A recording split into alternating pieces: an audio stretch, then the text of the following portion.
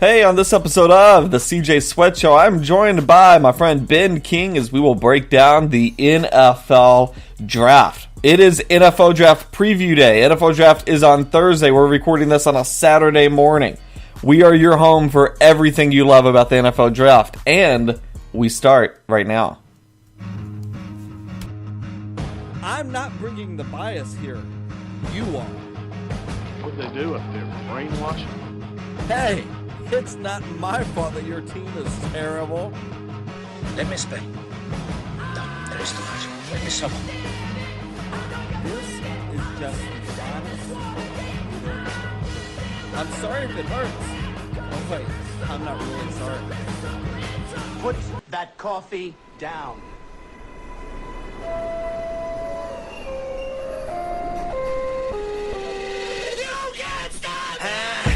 Can't stop, won't stop. This is the CJ Sweat Show. We are now broadcast to you today out of Richmond, Virginia. Changing it up a little bit today. I'm now joined by my co-host, Ben King. Ben, how are you this morning? CJ, I'm great. This lovely Saturday morning, man. It's great to join you on here. Definitely miss the CJ Sweat Show and love that you're doing these little podcasts here and there. Fantastic. Thank you for that. I appreciate it. Ben, you're a big Auburn fan. You are one of the hosts of the E2C Network podcast there. Kind of miss college football season right now. It's kind of lame right now. I'm not going to lie. Definitely so.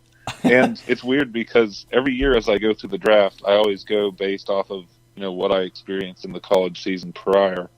And this year it's a little bit weirder because there's so many quarterbacks that are available that are needed. Yeah. It's definitely thrown me for a loop for this one. I've actually done more research for your show than I do on my regular show. So, sorry, AJ.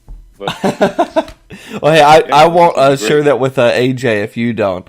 You are right. This is the year of the quarterback. And, the interesting thing about it that I think a lot of people are confused about is people are discussing this like this is the best quarterback class we've had, in forever. And I certainly think that we have two of the most obvious picks available to you. I mean, I think there's two quarterbacks available that are near guarantees to work in the draft. But everybody aside from those two, and we'll get to them in a minute, I think you're kind of taking a gamble on. There's one, and I said this 2 weeks ago, I absolutely would not take. That is Josh Allen. To me, he is guaranteed to bust in this league. Nothing about him works. He doesn't have a high completion percentage. Even, I saw the stat yesterday, but I thought it was crazy. Going back to his high school days, he never completed 60% in a season. So, in the NFL, you kind of have to complete 60%. That's kind of the borderline number to be average in the league. I don't see any way he works in this league. There are some teams like Cleveland and the Jets who are super high on him, and then there's other teams that are not high on him at all. Where do you fall on the Josh Allen situation? Man, it's difficult because so many people are boosting him up. I think he could still go in the top 10. And if he goes behind a team that has a quarterback right now that could help train him, maybe he could have some success. But the hype is definitely there. And, I don't know if I'm necessarily buying into it, but I'm definitely taking it into account. Now, you hear about Cleveland this week, and Cleveland's one of the teams that are rumored to take Josh Allen. And there is some discussion that they may take Josh Allen with the first overall pick. I think it would be stupid to take him there because Cleveland has the number 4 pick, and I think if they really want him, he could fall down to number 4. So I think there's some merit to the argument of if you're absolutely going to take Allen, then you might as well take somebody else at number 1. But, there's also discussion today that Cleveland, this was rumored last week, Cleveland may take a quarterback with the number 1 pick and the number 4 pick. I kind of liken that to, let's say, communism. Because communism, Ben, in theory, on paper, looks like it would work, right? But when it's actually applied, you typically end up with a bigger gap between the upper class and the lower class. And I think taking 2 quarterbacks with the 1 and 4 pick, on paper, with Madden, maybe that works. But in real life, where your quarterback needs reps, where you're going to have to show confidence in your quarterback, and there's a lot of different human aspects to it that aren't necessarily put to paper, I don't think this is I don't think this would work in real life. I mean, if they do that, I think they're making a massive mistake and potentially ruining the careers of two quarterbacks. You hear that Cleveland taking two quarterbacks with their first and fourth pick. Does that sound wise to you at all? The only reason that if I was a Browns anything, which I'm definitely not because they're morons, but if I were the Browns, the only reason I would get two quarterbacks is to then trade one of them for some other player that's out there right now. Get them as like for a team that would potentially trade up to that position, pick that player, and then trade them later. Okay. The idea of actually getting two quarterbacks to then compete, you've had all of their college career and you've had all of the preliminary pro workouts to decide on a player. You should pick one and put your backing behind them, and that's why they should make wise decisions. But this is the same team that drafted Johnny Manziel in the first round of 2014, so they could get Baker So Mayfield for all I know, and it would not surprise me. Well, it's the same team that drafted Johnny Manziel. It's also the same team that had Deshaun Watson within their fingertips, and they didn't take him. Yep. It's the same team that could have taken Carson Wentz or Jared Goff, and they didn't take them either. I mean, like, you look at all of the quarterbacks. Cleveland has, and I'm not talking about guys like Dak Prescott that fall into like the fourth round of the draft and are just completely surprising. Those guys I understand if you miss because, let's face it, the entire league missed them 3 times over.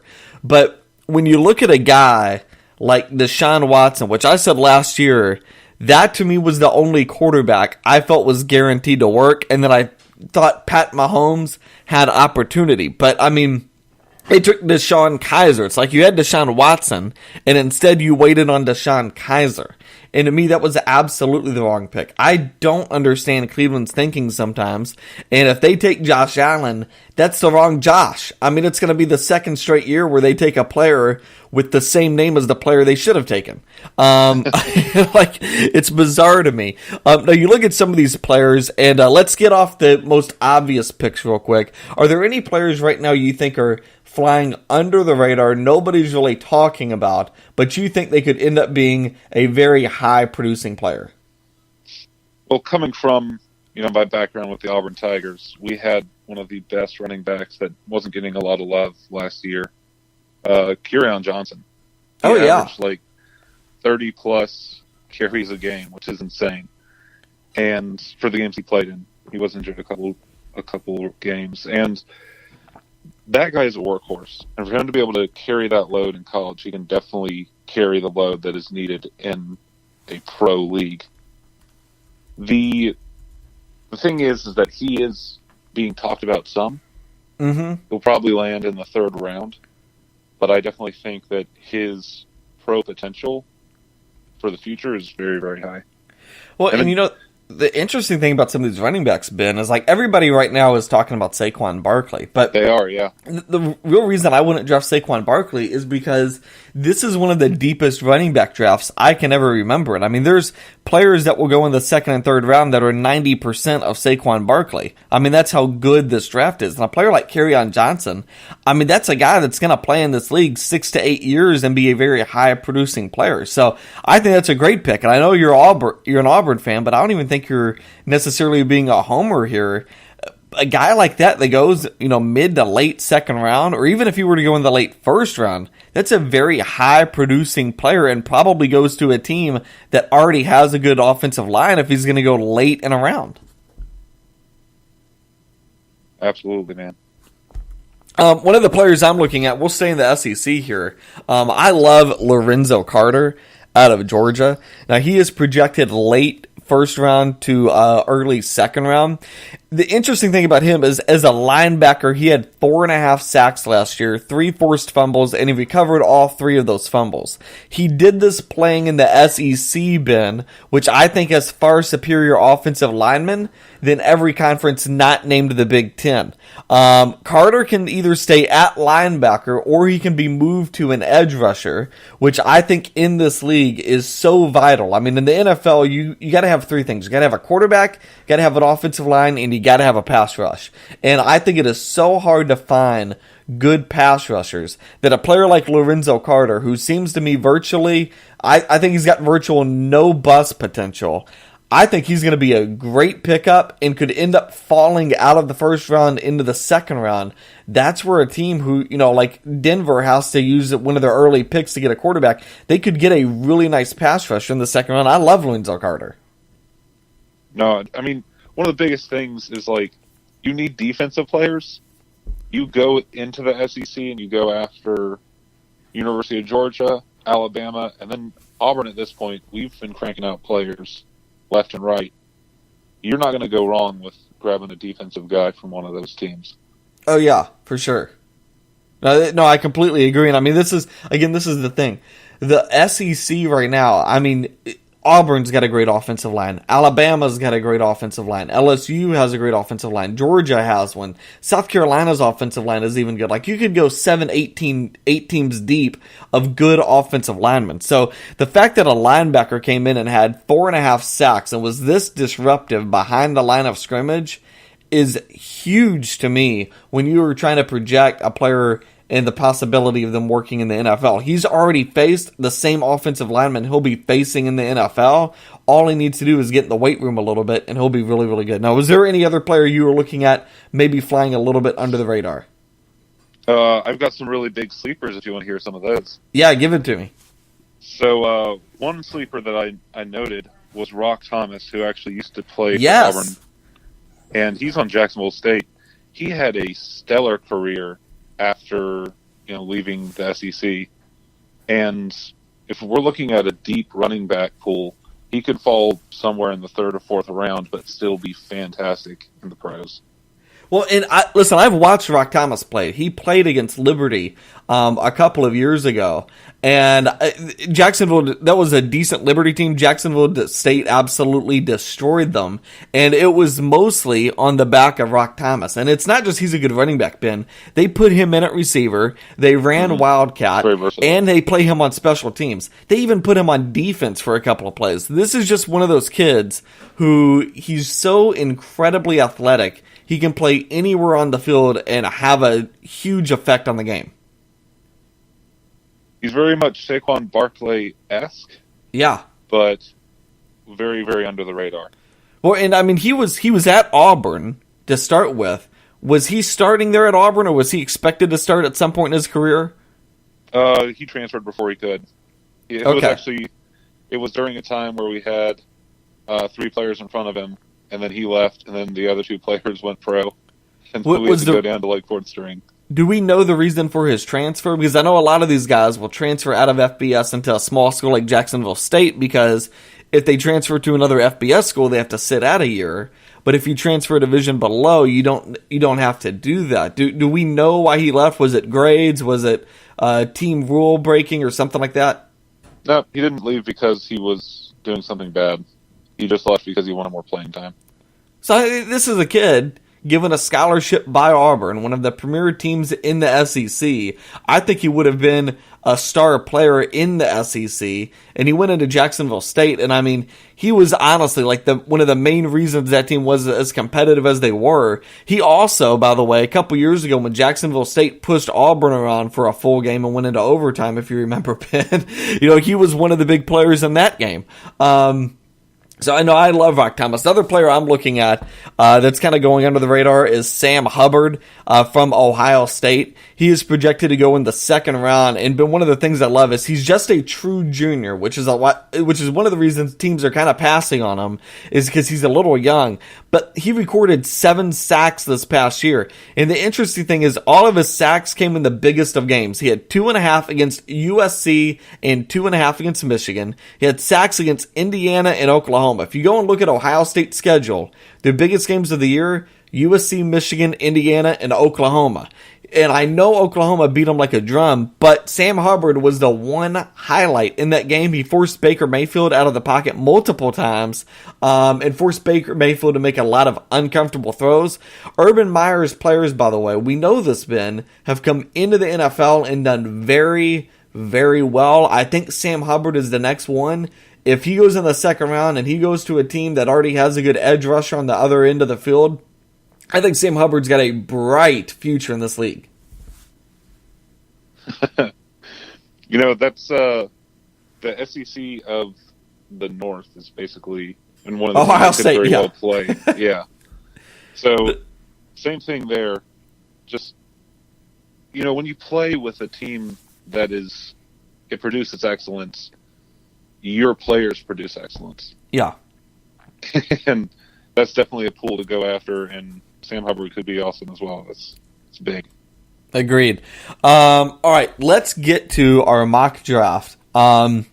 And the interesting thing about this, or one of the things we're going to do, some people do these mock drafts and they just go straight down the line. They don't include any trades or anything like that. And I told Ben, I want to do some trades because we already know some teams are trying to get out of their picks. We know the Giants, it's very, very likely. We know the Browns are considering trading 1 or 4. And we know Denver wants to move out of the top 5. And Indianapolis, by the way, has a good chance of doing this as well.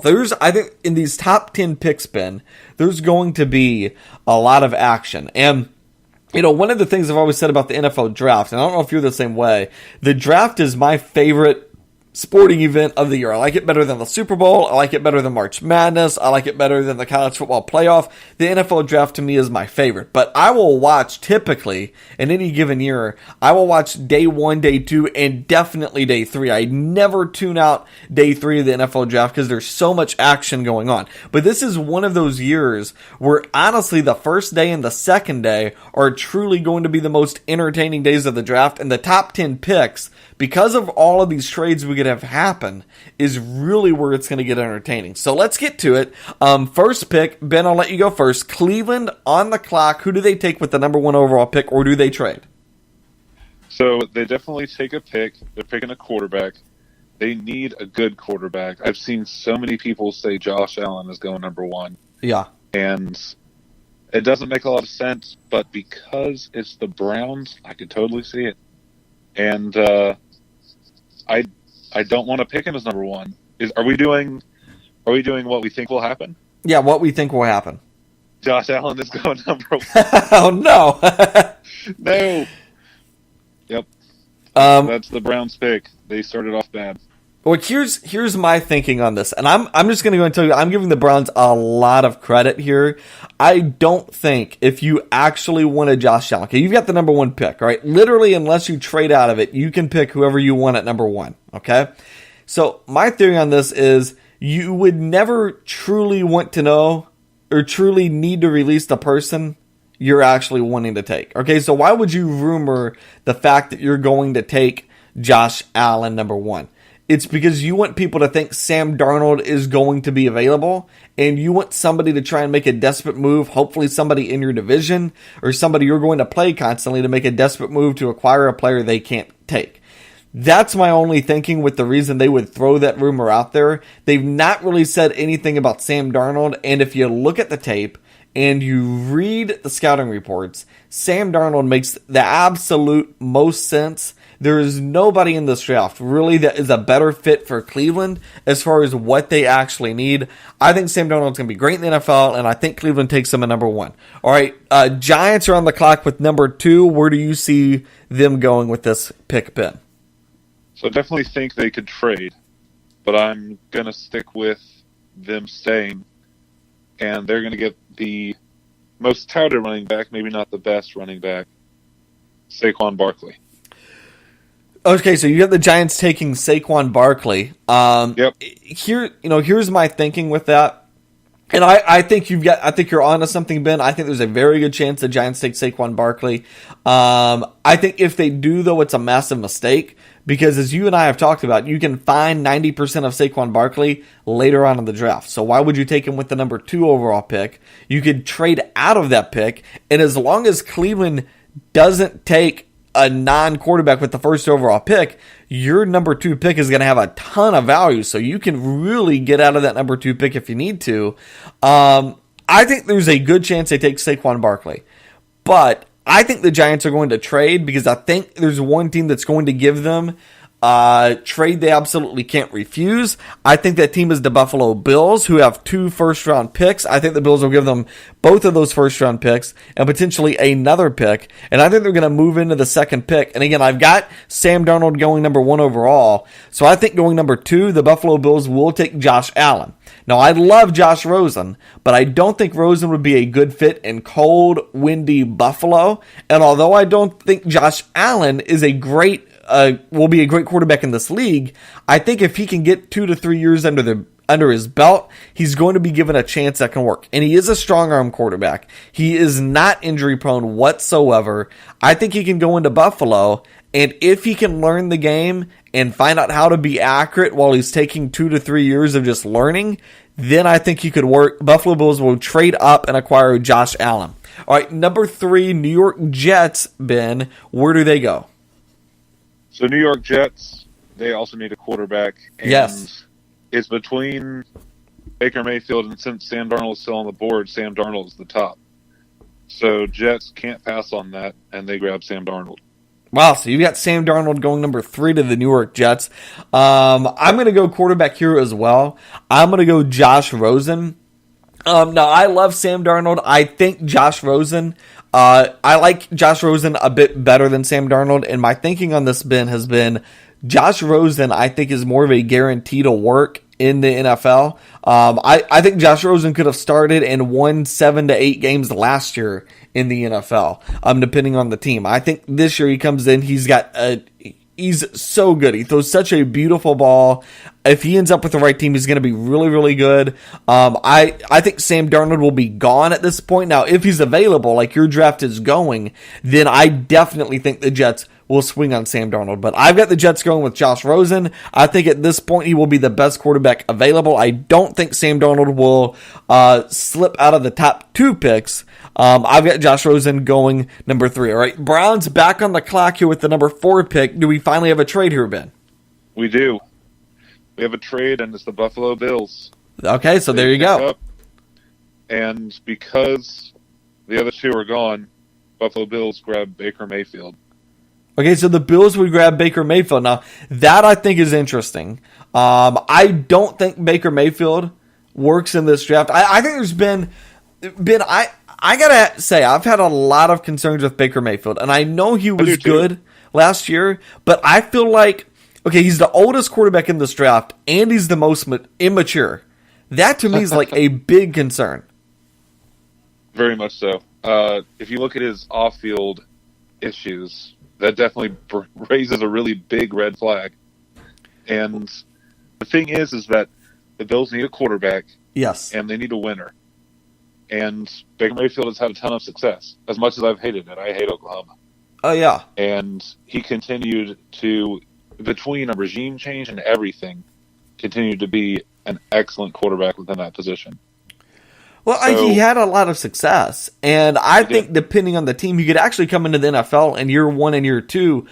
I think he could be pretty decent. I mean, I think as long as he keeps his act together, he could hang out in this league for a while. I just think he's got absolutely no ceiling. And there's nothing about his game that's going to get better over the next couple of years. Like, Rosen is going to get better. Darnold will get better. Even Allen, who I don't like, 3-4 years from now, he's going to be a better quarterback than he is right now. Baker Mayfield, I don't think, is going to get any better. And you look at the way he plays the game, he's a small quarterback. He's got an average arm, and people keep comparing him to Russell Wilson. He doesn't have half of Russell Wilson's speed. To me, I don't understand that comparison at all. I don't know that he would work in Buffalo.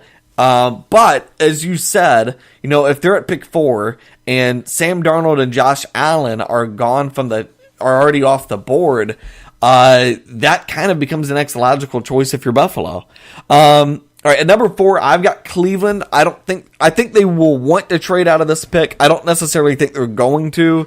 And I think it is so hard to find a good pass rusher in the NFL. I think you have to take the most obvious one available, Bradley Chubb out of NC State. Listen, this kid is going to be a really high-end player in the NFL. He's going to get after quarterbacks. There's very little bust potential with him. Cleveland, if you have 2 pass rushers and a quarterback, and we're not even out of the top 5 picks out of the NFL draft, you actually have a chance to turn your franchise around in the future. All right, Denver on the clock with pick 5. Ben, where do you go with this one? I'm saying that Denver is going to see all that has happened. Yeah. And they're not going to move because Josh Rosen's still out there.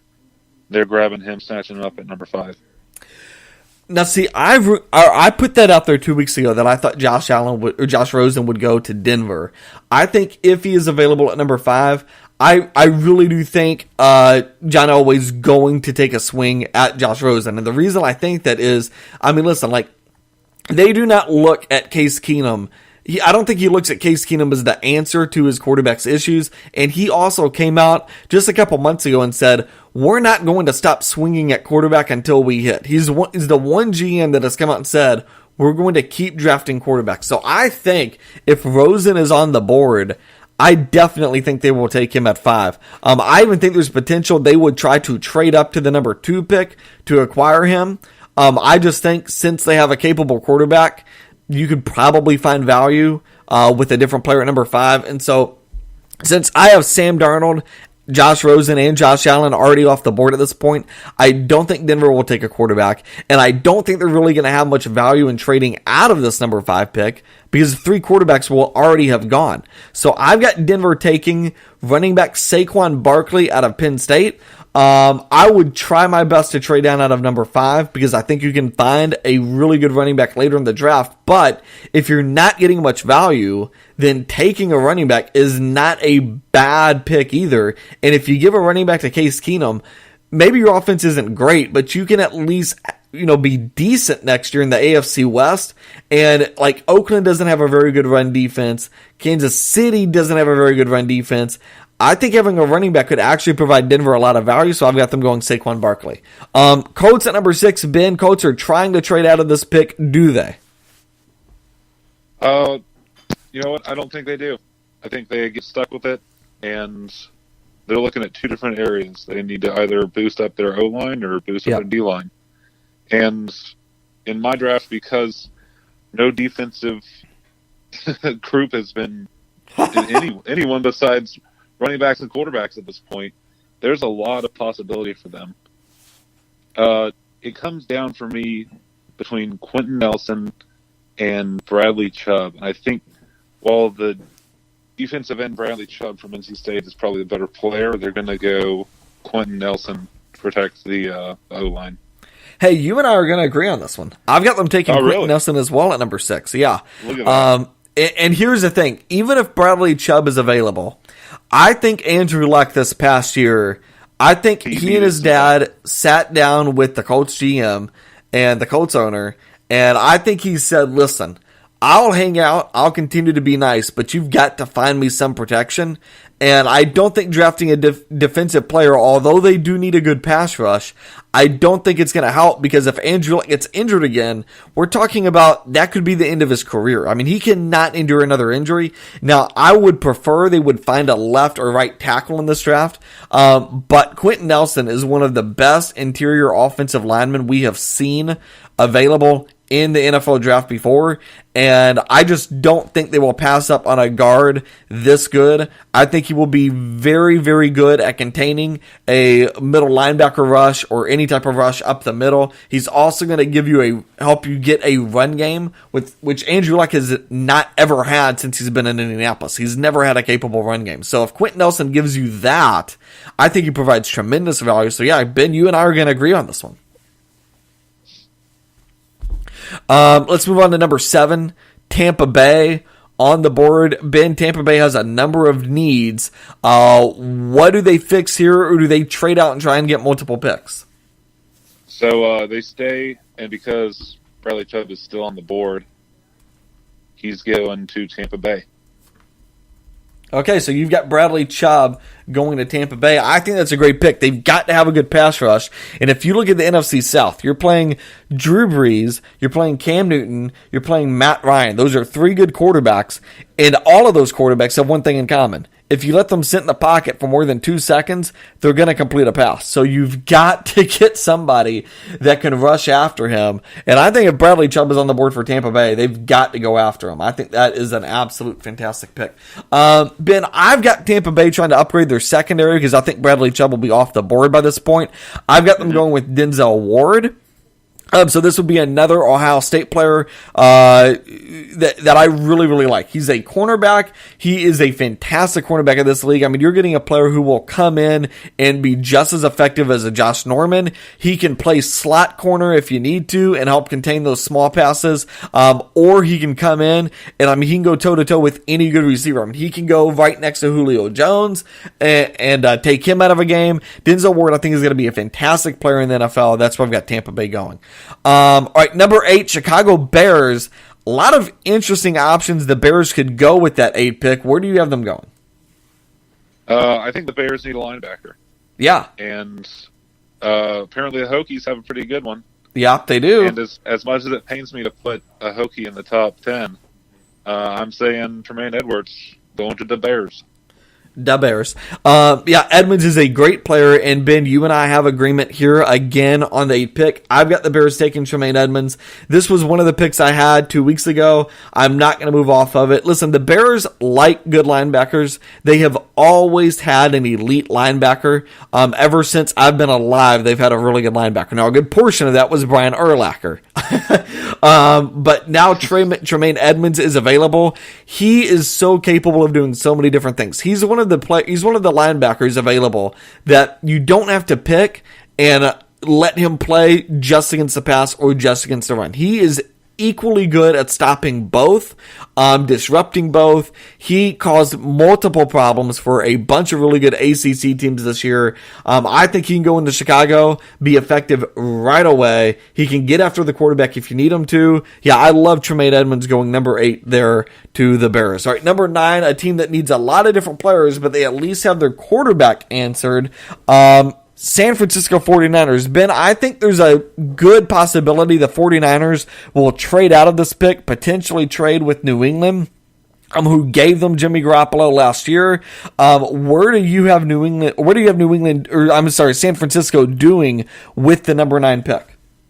So I definitely think New England could be a big game changer within the entire top 10, because if they see someone they want to go after, yeah, especially a quarterback with Brady, then, they could make some movement. However, I see San Francisco needing a lot of players, having a lot of good ones available right here. One of the biggest things they need is leadership. Yes. And one of the best leaders, and it's weird because with this player playing in the SEC, I don't like University of Georgia. I have a lot of friends that go there, or that went there. And this player, though, the way that he carries himself on and off the field, Roquan Smith is going to be a fantastic leader. And at outside linebacker, he could definitely help San Francisco with D-line pressure and also in coverage. So, you need someone out there who can take leadership. I think he could definitely come in, make some moves, and help a team that doesn't have a lot of it right now. It's interesting you bring him up. Todd McShay came out just yesterday and said the 49ers are high on Roquan Smith. So, I think if he's available, which at this point he probably will be, I think there's a very good chance they will take him. Looking at his scouting report, everybody says he can fit a 4-3 or a 3-4 defense. So he is capable of playing in just about any defense in the NFL. He is incredibly fast. Incredibly fast, incredibly athletic. He doesn't get injured. He's got very good instincts, and he brings really good leadership. I think you're onto something there, Ben. I think what the 49ers need more than anything else is they need stability just looking at the past 5 years or so of that organization, with Colin Kaepernick, all of that saga, losing their head coach a couple of times. They brought in Chip Kelly. That didn't work. Now it feels like maybe they've got their coach in Kyle Shanahan. I think they've got to find some type of leadership and stability, and I think Roquan Smith certainly brings it. I've got them going another route, though, and it will be on the defensive end. I've got them going, and I can never pronounce his last name correct. Vita Vea out of Washington. This is a player that is described in a scouting report as a defensive nightmare.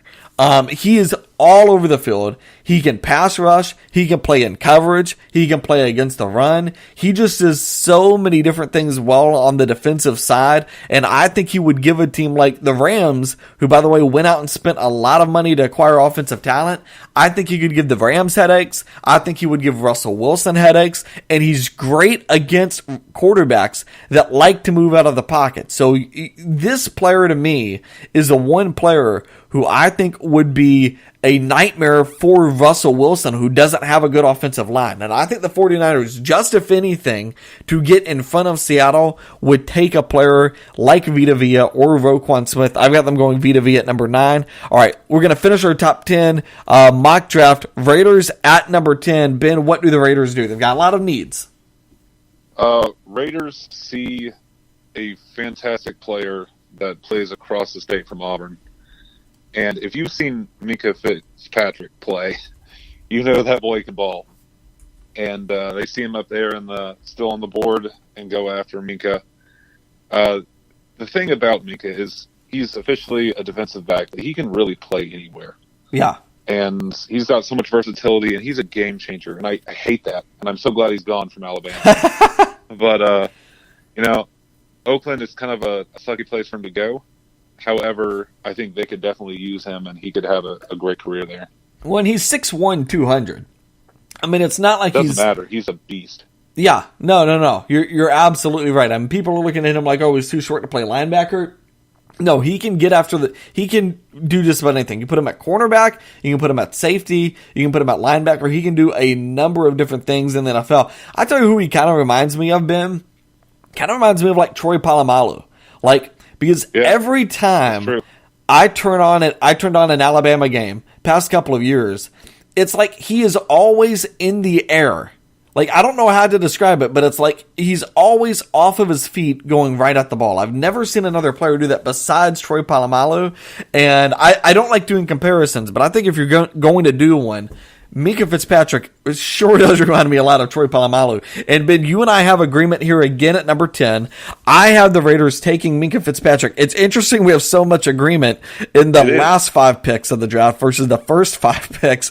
But yeah, I don't think you pass on a defensive back this good. And if you look at the rest of the AFC West, I mean, the Chiefs are going to start playing Pat Mahomes. He's going to want to throw the ball down the field. The Raiders have Case Keenum. Potentially will take Josh Rosen.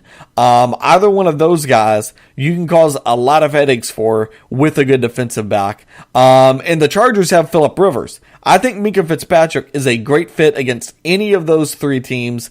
And by the way, he's a player that also provides good leadership to a locker room. I mean, a lot of people in Alabama are raving about what he did in the locker room for that team.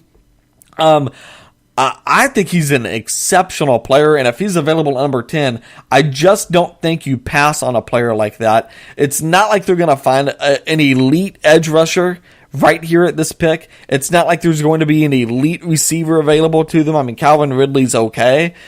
I think the best player on the board is going to be Minkah Fitzpatrick, and I just don't think you pass on a player like that at number 10. All right, NFL draft is Thursday. Ben, any closing thoughts? Get ready, buckle up, get some popcorn, man, because this is going to be an entertaining draft. Here's what I told my wife, Nicole, Ben. This is what I told her. I said, you can have me do whatever you want this weekend. That's why we're in Richmond visiting her family. I'm like, well, we'll do whatever you want this weekend. But like next weekend, Thursday, Friday, and Saturday during the NFL draft, I'm not doing anything. I'm going to sit in the living room, in the chair, with a bucket of popcorn and a beer, and I'm just going to watch the draft. I'm not doing anything else Thursday, Friday, and Saturday. It's weird because I feel like the draft is the closest thing to like professional chess. Yeah. And I know there is professional chess, but I think that's a joke. So the NFL draft is true professional chess, and to watch the moves they're going to be making here is going to be nuts. And there's a lot of drafts. There's been a couple in the past few years where we kind of knew it was going to happen. We have a good idea here, and I think we have an agreement on a few of these picks. But one or two trades come into the top 5, top 10, it throws everything off.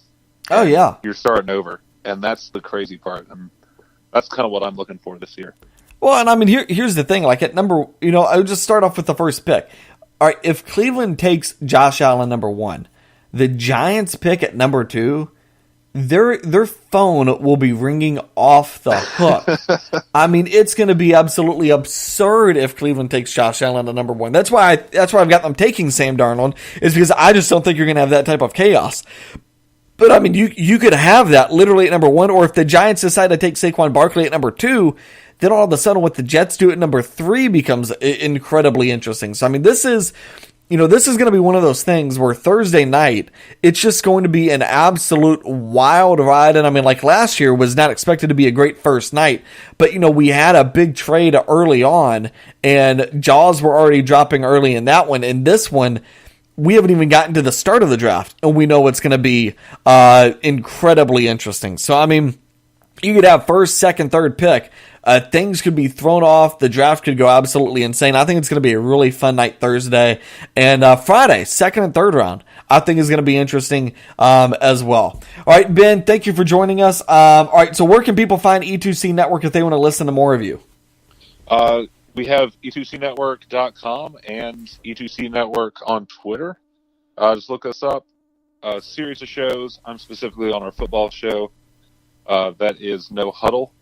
And you can find me anywhere on social media at BENK1NG. Yeah, thanks for having me on, CJ.